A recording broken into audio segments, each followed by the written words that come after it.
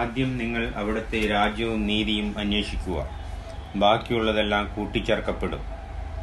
മാത്യു 6:33. നമ്മിൽ കുടികൊള്ളുന്ന ദൈവത്തെ കണ്ടെത്തുക, അപ്പോൾ ബാക്കിയുള്ളതെല്ലാം കൂട്ടിച്ചേർക്കപ്പെടും. എല്ലാ രോഗങ്ങൾക്കും പൂർണ്ണമായി സൗഖ്യം കിട്ടുന്നത് അപ്പോൾ മാത്രമാണ്. ദൈവത്തിന്റെ സഹവാസം പൂർണ്ണമായി ഒരു വ്യക്തി അനുഭവിക്കുന്നത് അപ്പോഴാണ്. യേശു ലോകരക്ഷകനാണെന്ന് വിശ്വസിച്ചാൽ മാത്രം പോരാ, യേശു ലോകരക്ഷകനാണെന്ന് വിശ്വസിക്കണം. യേശുവാണ് മിശിഹായെന്ന്, ക്രിസ്തുവാണെന്നും കർത്താവാണെന്നും ലോകരക്ഷകനെന്നും ലോകം അറിയേണ്ടതിനു വേണ്ടിയുള്ള ഒരു അടയാളമാണത്.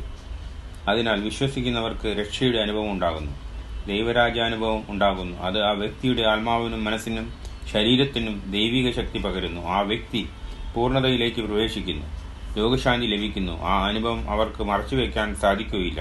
അവർ അത് എല്ലായിടത്തും പ്രഘോഷിക്കുന്നു. അങ്ങനെ ദൈവരാജ്യം പകരുന്നു. യേശുവേ സ്തുതി.